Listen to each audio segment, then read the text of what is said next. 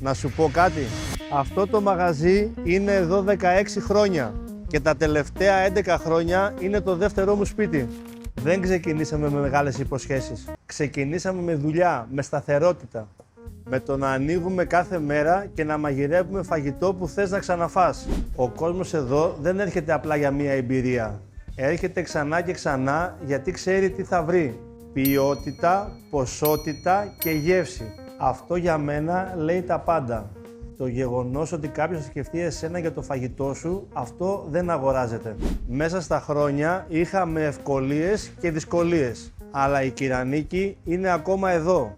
Και συνεχίζουμε με τον ίδιο τρόπο, με αληθινό φαγητό. Τα 16 χρόνια δεν είναι απλά ένας αριθμός. Είναι η εμπιστοσύνη που δημιουργεί στους πελάτες. Αν δεν μας ξέρεις ακόμα, ήρθε η ώρα να μας γνωρίσεις. Σας περιμένουμε στον Καρντεράδο της Σαντορίνης.